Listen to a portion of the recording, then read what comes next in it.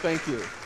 Welcome to another great show of APN TV Media. We have a lot in store for you today. As a matter of fact, continuing this year, it is definitely going to be off the chain because today we have a couple of special guests.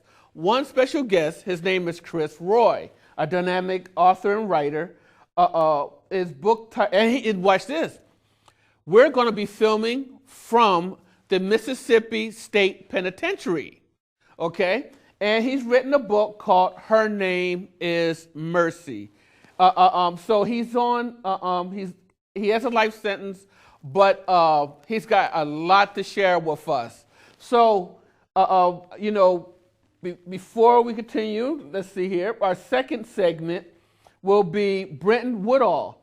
Brinton Woodall, I don't know if you remember or not, but he's also, the second segment, he's a screenwriter. And his book, which he had written several books before, but this one in particular is titled The Tailor in Heaven. The Tailor in Heaven. So today we have, in our first segment, Chris Roy from the Mississippi State Penitentiary. And in our second segment, we'll have Brinton Woodall, who's a screenwriter, who'll be sharing about his book as well. So you know what? Let's get this exciting party going, and I'll see you in a few moments.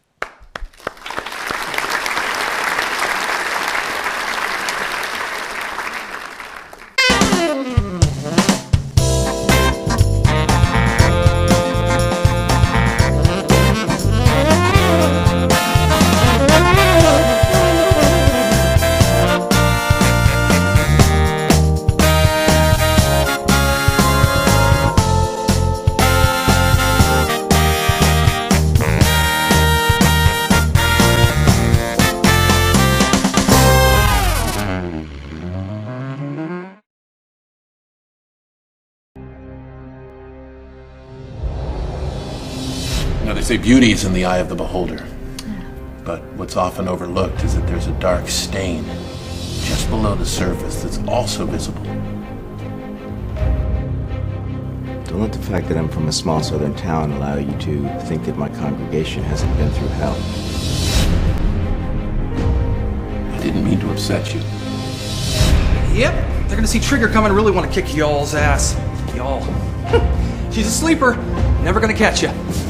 Behold, folks, nitrous. No offense, figured you more like a horse and buggy type, bus pass kind of guy. Do you know where you are? Your grandma's house. I spent the last 7 years settled down, and what has it gotten me? I'm standing in a pool of blood on top of a stack of bodies. You better dig yourself a hole, little man, because we're about to bury you in it.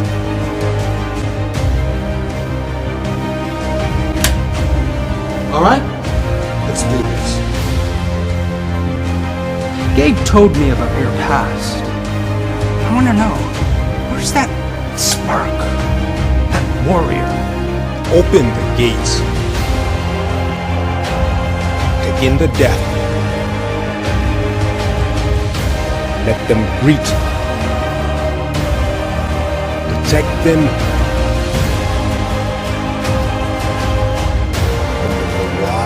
Let's go through.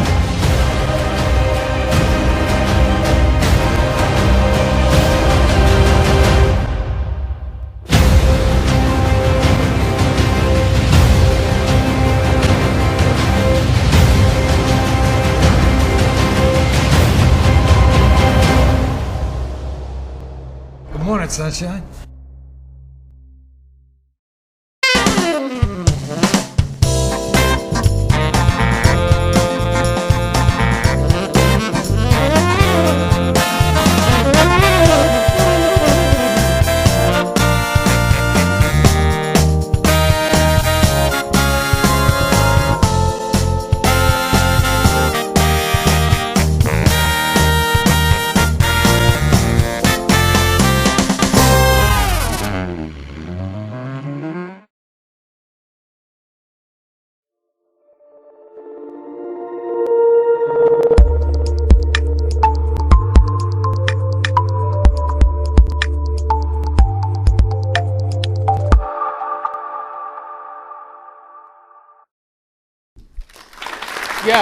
Yes. Welcome back. Okay, without further ado, Chris, are you here? Hi, Mr. Hill. How are you? Hey, doing fine. How you been? All things considered. I'd rather be in a studio with you guys, but it's really nice to be here anyway on screen. Hey, that's all right. Maybe one day, who knows? God's willing on that. Just going like that with quotation marks. But it's nice to have you. Really nice to have you. Tell you PR, Henry Roy, thank you. We were glad that he was able to make this happen for the both of us. So, I'll do that. Oh, thank you. I want to start off with your book titled "Her Name Is Mercie," but you know what? I'm going to leave this first segment. Actually, I'm just going to give you the floor. How's that? Okay. So, yeah, that works for me. I guess I could start with a little background information on myself. There you go. I'm from South Mississippi. I grew up in Ocean Springs, and I was the kind of guy that I had stuff all over the yard, man. I had everything with motors and wheels. Yeah, that was me. And I started turning wrenches at a young age. I grew up working at a salvage yard. Became a pretty good mechanic. I got into trouble stealing at a young age, and then I quit. I quit for a while, and then when I was 18, I got into trouble from dealing drugs. I was working with a Vietnamese gang and some friends of mine. We threw keg parties, that sort of thing. We went to raves in New Orleans and the clubs in Gulfport and Biloxi, and we were selling ecstasy, cocaine, acid, all kind of stuff like that. And I just had a really bad run-in with a Vietnamese gang leader, and we got into a fist fight over some money, and he ended up dying from his injuries. I was charged with capital murder initially because there was drugs involved, and a friend and I were both teenagers. We were scared of the situation. We got really scared when a situation happened, and we tried to cover it up. We put the guy's car in the river and we buried him. And like I said, we were just really, really stupid teenagers making bad decisions. And so I ended up at trial with the public defender. Things would have been a lot different had I had a paid attorney, I believe. This was in 2000. I was arrested in 2000. I've been locked up for 19 years now. This month made 19 years actually. I'm 37 years old. I spent over half my life in a penitentiary, and it hasn't been all bad really. It's just, Mississippi penitentiary is a very rough place. There's no you think about a penitentiary and you think there's programs, there's education, there's trade school and that sort of thing. There's nothing like that here. It's just a dungeon basically.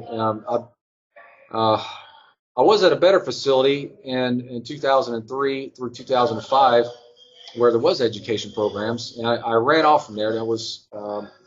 I escaped and was caught in Tuscaloosa, Alabama. I escaped again 3 months later from canine transport when they took me back to court for the first escape. So those two escapes, it made the administration not very happy with me. So I've been on high risk ever since. Currently in Unit 29 in Parchman, housed with death row. And so, yeah, this is where they put all the worst guys at. This is a very, very rough place. You'll probably hear beating, banging, screaming, and cursing and fighting in the background at any moment now. Maybe even floods and fires may appear. It's that bad. Wow. So, yeah, this is where I do my thing. I became a writer about a little over 10 years ago. I started writing my first stories, crime fiction, of course. I created these characters. They were two criminals that they went around committing all these crimes, and they were doing scams, and they were anti-heroes with a conscience. They were thriller stories. Nowadays, I write noir. It's stories where there are really bad things happen to really good people. That's basically what happens in noir. And I got a really great publisher, Close to the Bone.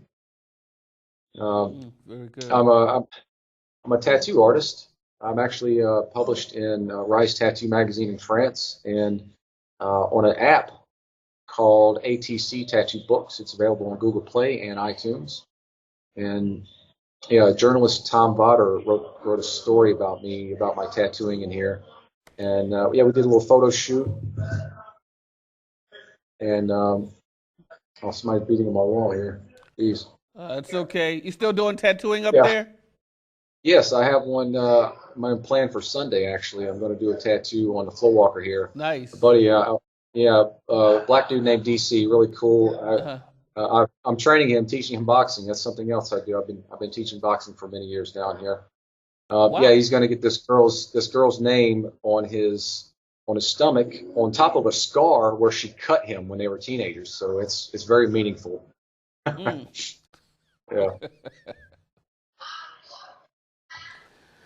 Wow. 19 years in, huh? Already. Yes, 19 years. I had two appeals, two appeal attorneys in 2003, 2004. It didn't really. They were okay. They just couldn't get the job done. I had such a terrible trial. I haven't given up on that. I've actually been talking to lawyers lately. I was going to say you must be getting into a bunch of appeals. Yes, I've never given up on that. Very good. I think my best shot actually is filing for clemency. I have a really, really good clemency petition. I'm going to file when a new governor comes in office in 2020. Yes, very good. Very good. And let's take her off that for a moment, because I believe we all sympathize with you of everything you're going through. But at the same time, I feel honored that even up there, you were, established some type of rapport, because, we're talking right now, you've got a wonderful PR, and as a matter of fact, your PR, he's up in the UK, isn't he? No, he's in Mississippi. Yeah. He's in Mississippi? Yes. The publisher's based. The publisher's based in the UK. He works. Okay. He also works for Primely Press, also, and they're based in Hong Kong. So, yeah, it's worldwide networking with that guy. Oh, okay. So the publishing house is up in the UK. Yes. Not bad. And plus, you're tattooing and you're teaching about boxing. So, the funny way, it's still promoting in a positive, something positive, And the reason why I say that is because, everybody know about, my own testimony being up there in Supermax, and then and I got out, and man, it was crazy. We're gonna talk about that. It was crazy, but all of a sudden I get out, and then I got thrown in for something I didn't do, and then they finally, years later, they sent a letter all the way up here to Michigan, saying the person wasn't me. So that's a whole nother thing. But you, on the other hand, up there, which I implore you, that you have, you're serving a life sentence. So you still have a chance, for something good to happen, something to come out of this. As a matter of fact, let's step away from that. Let's put that off to the side. Let's jump into your book, because you're a dynamic author as well. So you got brain in the noodle. There ain't no doubt about that. And I'm very proud of you. Very, very proud of you. Thank you. Okay, so yeah, tell us a little bit about your. Let me go back here. Her name is Mercie. Tell us a little bit about that. Okay, sure. So it's a collection of short stories, and the feature story, Her Name is Mercie, is novella length. It's about a 90-pager, and the other stories are much shorter, very fast paced. There's it's some dark crime happening, and some of them are a couple of them are actually more of horror. They're genre benders, or crime/horror, and so Mercie is. I'll tell you about the character Mercie. She is a college graduate and a biology major. She lives with her parents. She works at a gas station as an attendant. She has really no ambition in life to do anything further. She's content, bored to death, but content. And then something happens to her parents. They are killed during a traffic stop by police officers, and so she loses everything. I mean, their family's home is foreclosed on by a bank, and Mercie uncovers a conspiracy where she discovers that her parents were not killed by accident; they were intentionally murdered. And there's a bank executive involved and a realty company involved, and they're targeting people that they can eliminate and get their assets, basically.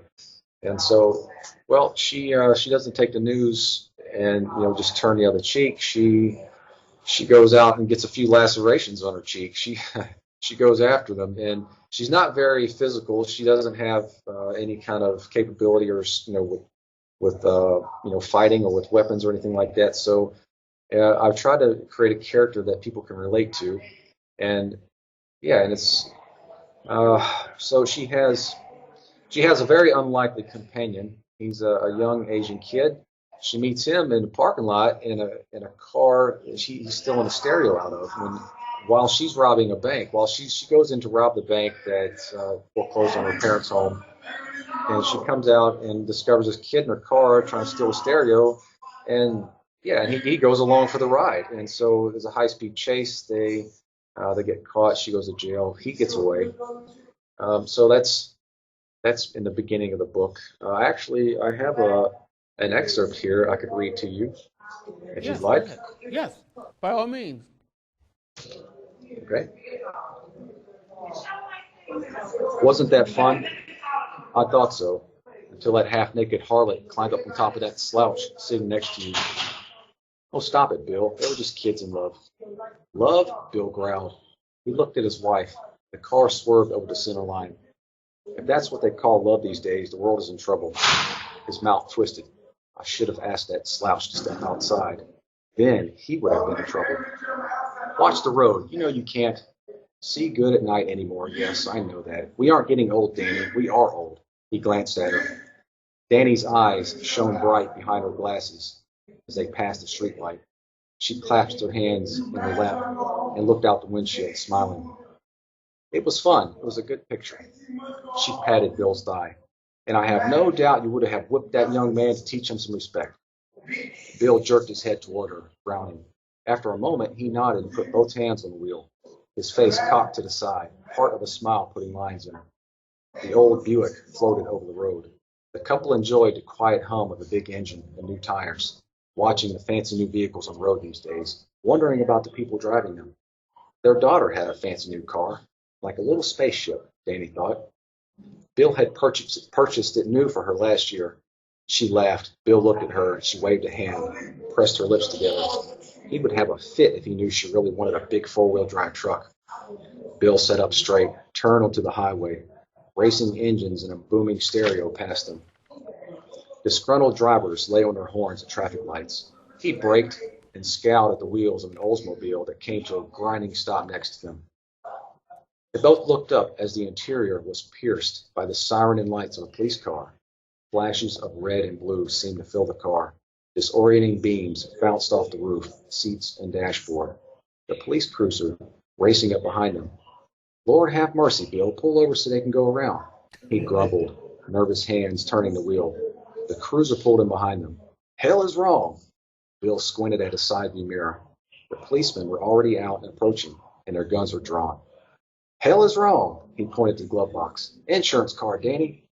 She leaned forward, looking closely at the latch. The lights were blinding. She adjusted her glasses, and they fell on the floorboard. Darn it, drop my glasses. She felt around, hunched over. Bill leaned over the console and stuck his long arm under her leg, fingers brushing over the floor mat. You find him? I can't find him. No, I told you to get a cord. Yes, Bill, for heaven's sake, I'll get a cord for my darn glasses. She grunted. If I can find them. The officers approached and saw two forms bent over trying to grab something under the passenger seat. They stopped at the back of the Buick. One of them called for the driver and passenger to show their hands. The search under the seat continued, movements frantic. Moving wide apart, the officers took aim at the doors on both sides, steadying their hands, hearts racing. Red, yellow, and blue refracted from a recently washed Buick, flickered on their uniforms. Cars blew past, wind pulsing from heavy traffic. Both officers shouted repeated demands for the driver and passenger to show their hands. The passenger sat up. Light reflected from an object in her hand. The officers opened fire. That's the opening. Wow. Yes. Yes. That's off the chain, huh? Yeah. Thank you. Hey, you got hey, that's kind of a smooth little poetic formula you have in your mystery thriller there. That's pretty good. Thank you. That's pretty good. That's sharp. That's real good. It's real good. As a matter of fact. Yes. That was tight.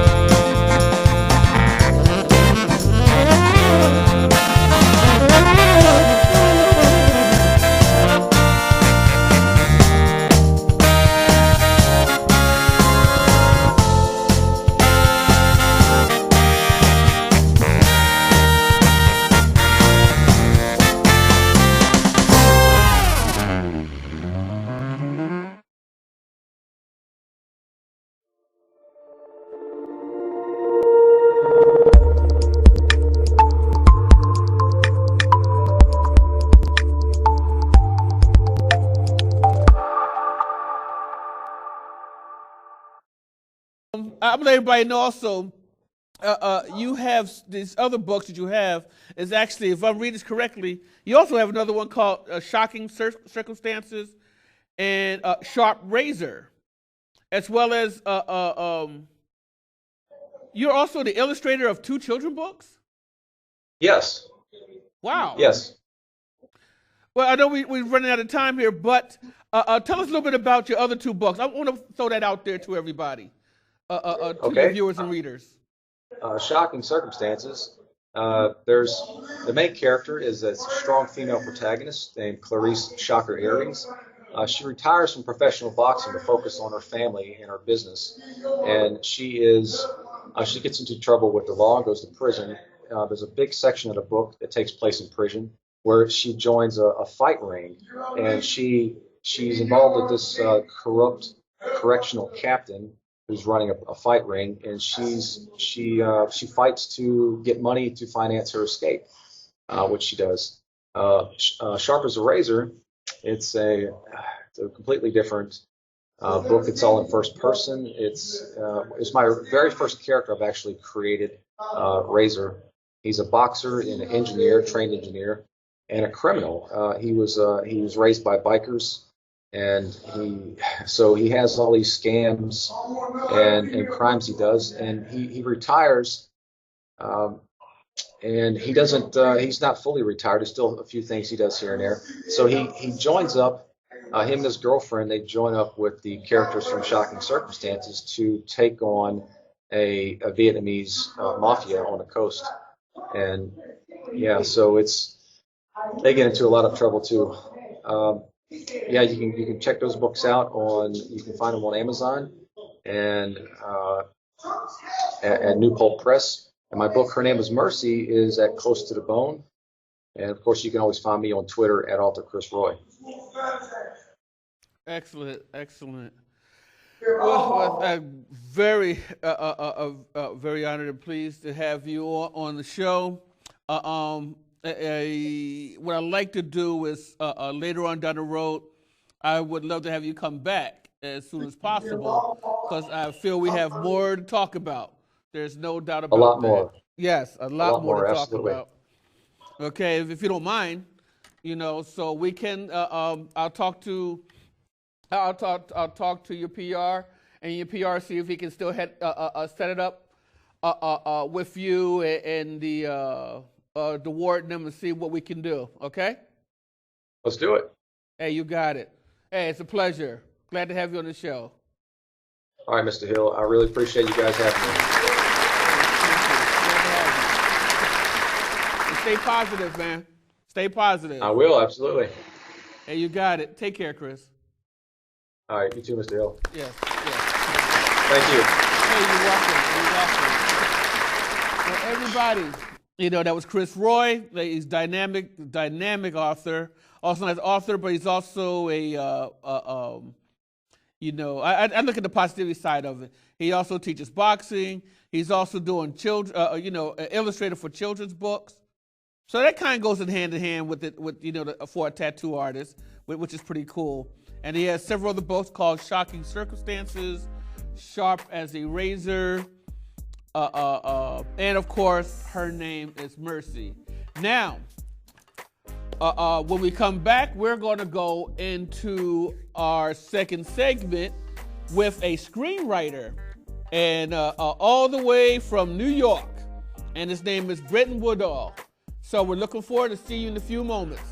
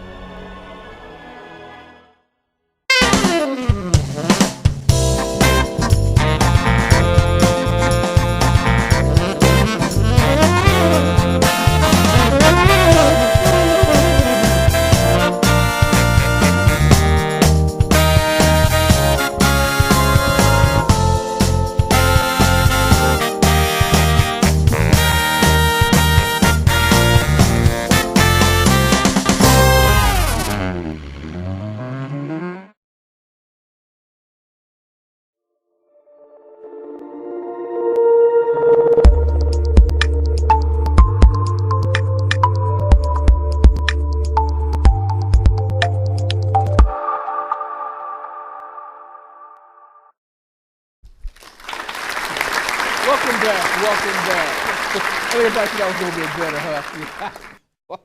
I don't know what I was thinking. But nevertheless, I have with us on our second segment, I have Brinton Woodall. And it seems like, yes. And it seems like we've been together for some years now, and even through the trailers, from LinkedIn. He's down in the New York area. So, as a matter of fact, without further ado, you know what? And he has a book called The Tailor in Heaven. But without further ado, let's open these doors right now. Hey, Brent, are you there? Yes, sir. How you doing? Hey, doing fine. Hey, I still love the trailer that you did. Thank you so the much. Introduction of it. That was more like your Taylor finesse as a screenwriter. Somewhat, yeah. That was just a trailer for my first book, The Dream of the Boy Who Caught 22. So that trailer is about, I guess, 5 years old now. But yeah, that was my introduction just to everything, just writing in general. Okay, yes, but you still got that screenwriting finesse. Matter of fact, I more than screenwriting, it's a script. It's I like to call it a. You've got that canniness with filming. Oh, thank you. Film production. Right. That's what I was looking at. I was looking at the film production of it, and I saw the potential, and I was like, man. He bad. He can get down with this. Yeah, I wrote a few short films that I should probably send you one just for you to look and get your opinion on. So I have a few short films out. So yeah, I'll be honored to check it out. Thank you. Hey, well, you know what? You got the floor, so tell us a little bit about yourself. Brinton Woodall, raised in the greater New York area, right outside of New York City. Started writing 5 years ago, and I'm up to my 5th book when this releases on February 4th, so just very excited. Excellent. Yeah. That's it? Well, I'd rather talk more about the book, but I'm a very low-key person, very shy sometimes, so this is all brand new for me, so just thank you for having me. I really appreciate it. Not a problem. Actually, I graduated out of Atlantic City down there. Originally from Philadelphia, ended up traveling around the world, and from California to the craziness, what I was sharing with my first guest, ended up in Supermax for something off the wall. Then they found out I'll just say this, the second time I ended up there, it had nothing to do with me. It wasn't me at all. Right. And they sent a letter down. So I guess that's a way of God teaching me a lesson on some things. Which I'm honored. I was going to bring it here to show everybody. Yeah, see, it wasn't even me. That the crime took place in 1967. I would have had to be, at 1963 I was born, I would have to be 4 years old and Mexican to do the crime. That's how odd that was. That's crazy. Yes, but I spent some years in there, and I couldn't do anything about it because during that time I was homeless. And working and the funny part was I started working at Paramount Studios down there. But nevertheless, I was down the street from you because I was in Atlantic City. I got relatives up in New York. But enough of that. Anyway, Tailor in Heaven. Tell us a little bit about that book. The book's about a young boy, Kevin Speed, who's 17, and he decides to do illegal racing.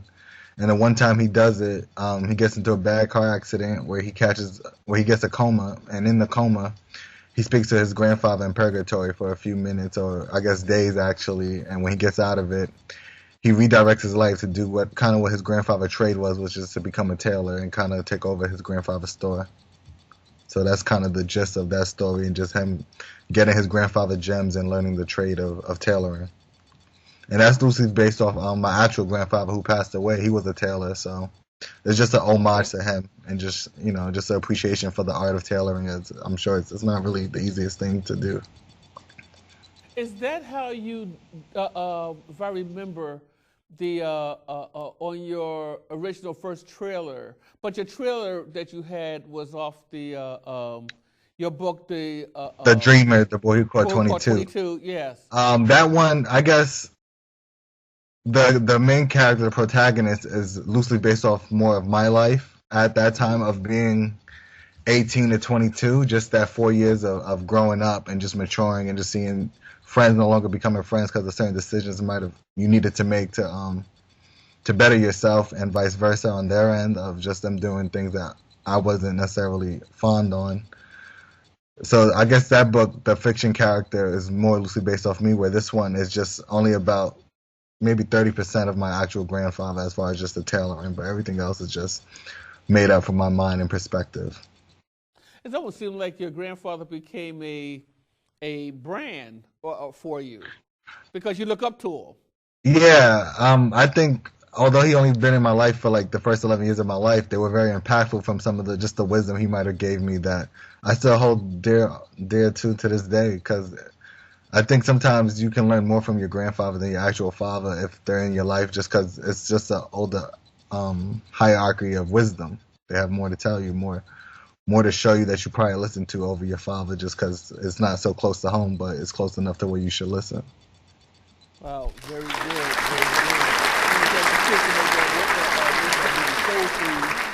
Oh. The family got to stay together, or reunions. I mean, do y'all still do any family reunions? Not as much as we should. I think it's probably now my generation to try to probably take the baton and start doing the family reunions for us. So I might have to start doing that upon my family, because they are getting older, and I guess I'll be the next up to start setting up the invitations and things to have that happen. Yeah, it's like something that's been lost for almost 20-something years. Yeah. It seems like it just faded away, but it's very important. It is. Very important. It's kind of like the dynamic of when godparents meant a lot back in the day, because they were there for the child and stuff as the village, and I think that's easily taken away now too. I don't think godparents have the same effect that they used to. Oh, I forgot about that. Yes, the godparents. Yeah, that was very important too.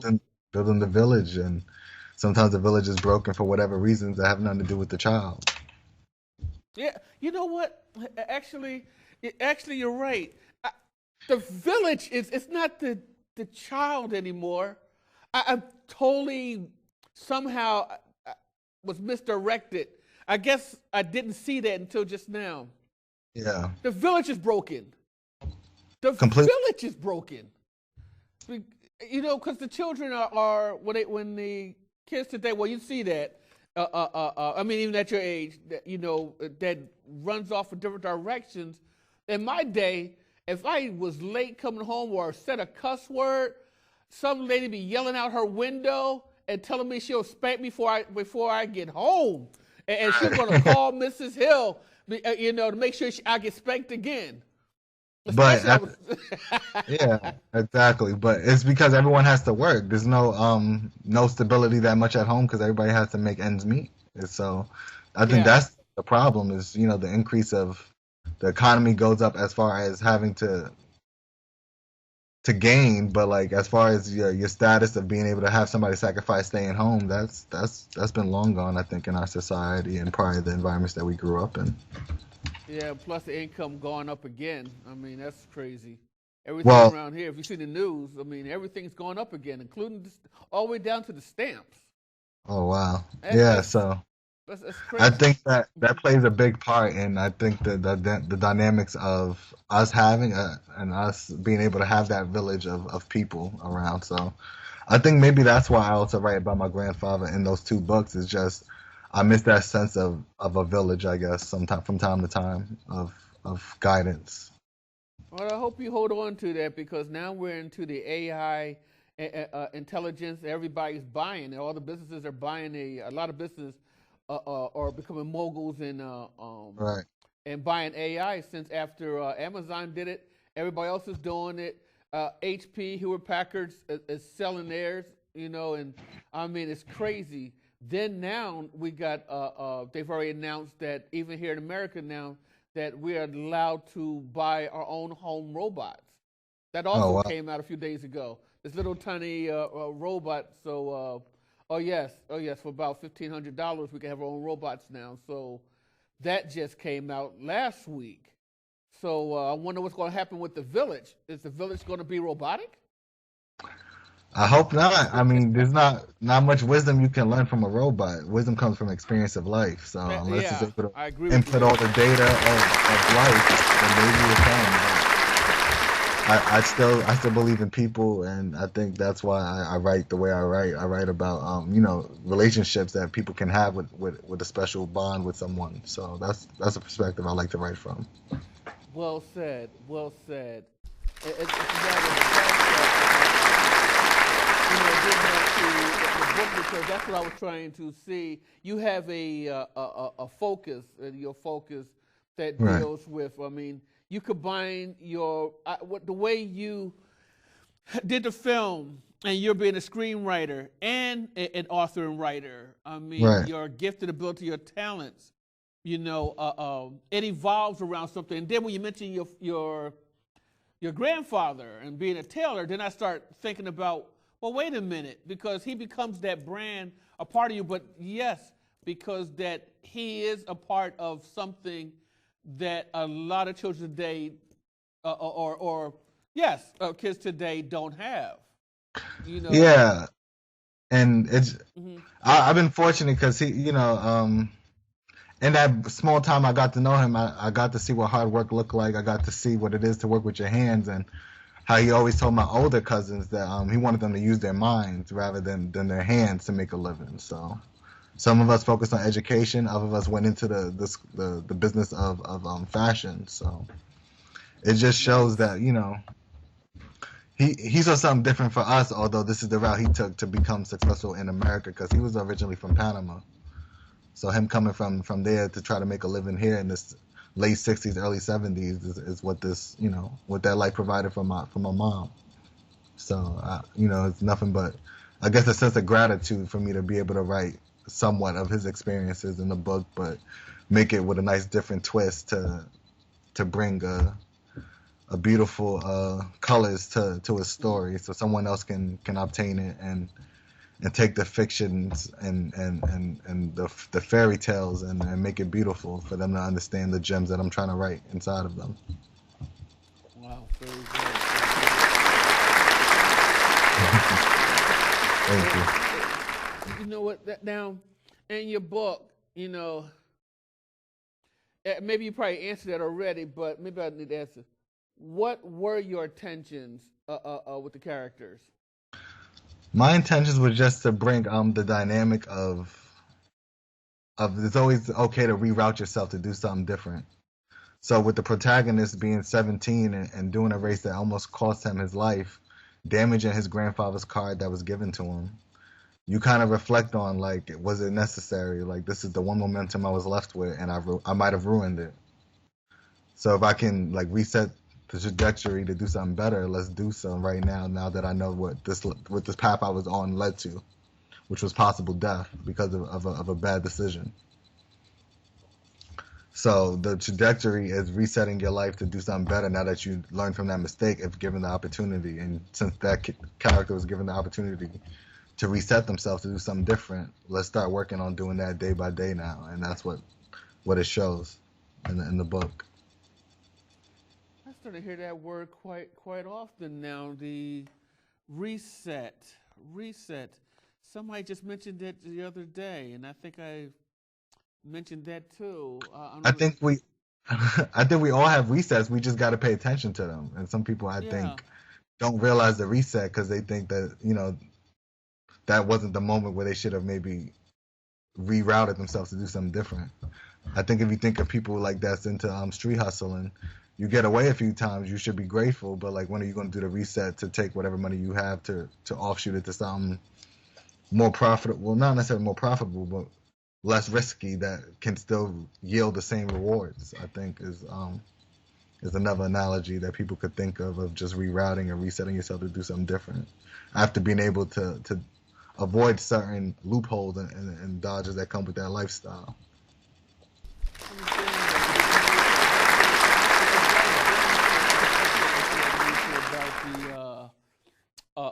Resetting. It's not the economy, it's us. It's That's us. part of it. I agree.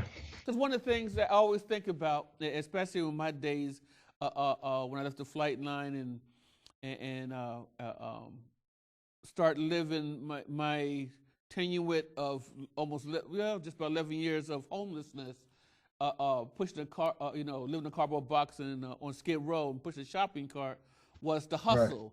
And when you were saying the hustle, and I kept going back, saying, you know what? I didn't have to worry about, what the fundings of the economy, the money, or nothing. I didn't have to worry about none of that. It was about hustling, and right. hustling had to do nothing with Wall Street.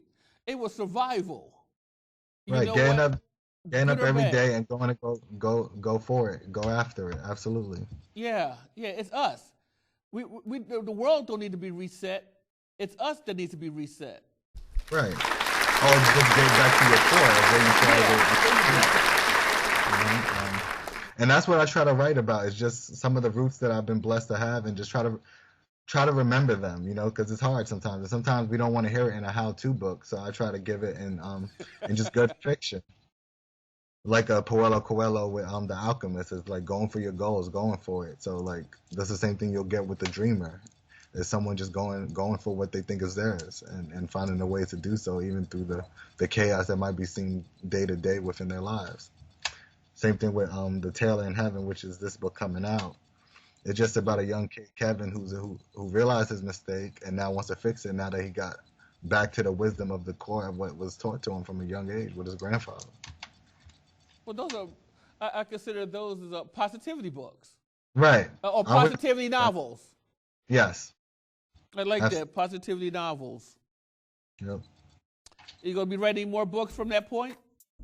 I will, but I think my next few books I have already written, and then I have a series I want to do. So my next 2 books, one is called Children of the Diaspora, the Kids of the Diaspora, or Diaspora, which is about 6 different black kids from different nationalities that grew up together in high school, and they just, trying to figure out the black experience. It's kind of like a comedy written within like somewhat of a serious fiction. So.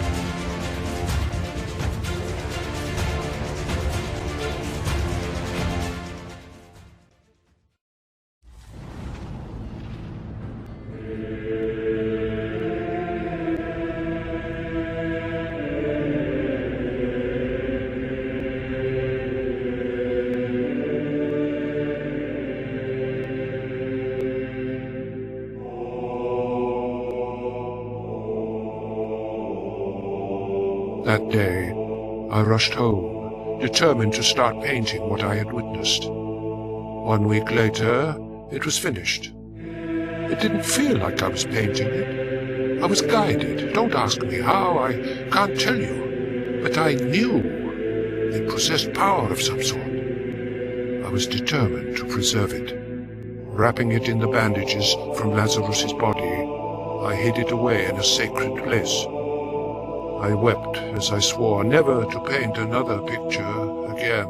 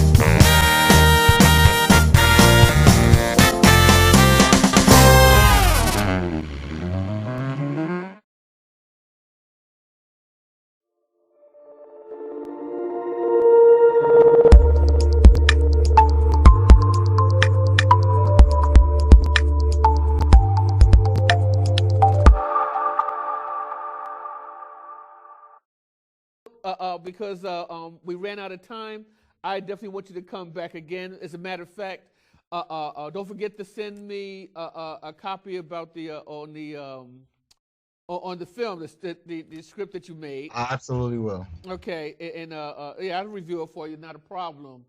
Thank you. And again, I'd love to have you on board again. And everybody, this is Brinton Woodall. He's a screenwriter, and this is second book called. My fifth book. Fifth book. Yeah, fifth book, but second book. You stopped me to tell me. Go ahead. I'm sorry. No, I just wanted to let it. I have 5 books out. This will make it the 5th book. The Tailor in Heaven coming out February 4th. It's up for pre-order now on Amazon and all other platforms. And February 4th, the paperback will be available and everything will be ready for purchase. So thank you so much, everyone, for listening. Well, no. Go ahead. I'm giving you open door. Name those books so everybody knows what books you have also. Go ahead. Okay, Dream of the Boy Code 22. Then I have The Cancer in the Lottery, Part 1, and The Cancer in the Lottery, Ali's Way, Part 2. And then I have Hometown Heroes, and then comes The Tailor in Heaven, which will be out February 4th. So thank you, guys. Excellent. Thank you.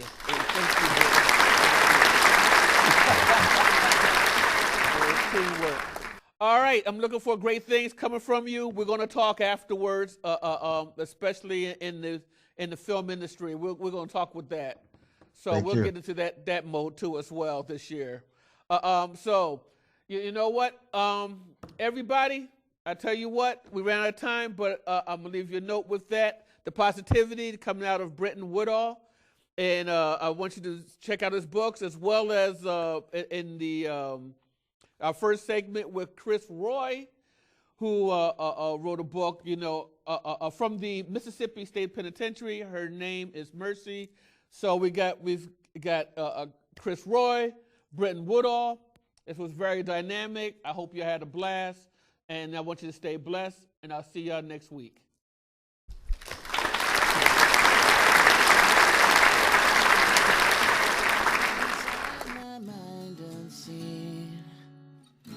Dreams of you and I that just can't be, but I can keep them safe and locked away inside.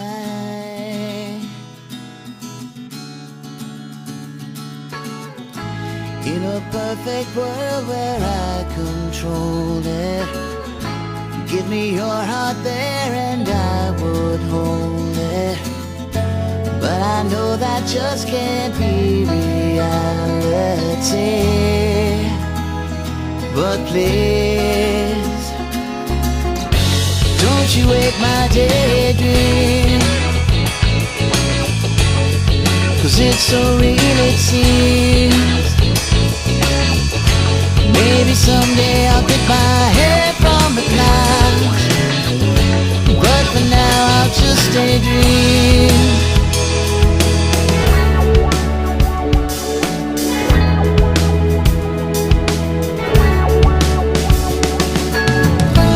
If you said to jump, then I will do it. Right into the fire and walk straight through it. And if you knew, I bet that's just what you would say. I guess the only thing for me to do is never let you know just how I'm feeling, 'cause I don't want to know if you don't feel the same. It's a shame. Don't you wake my daydream, 'cause it's so real it seems. Maybe someday I'll get my head from the clouds, but for now I'll just daydream. Daydream. Daydream.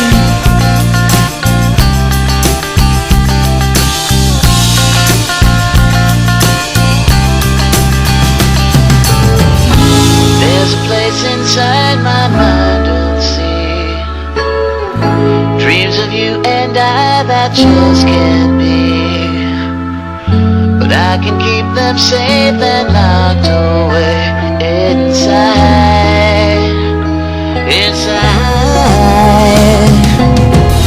But don't you wake my daydream.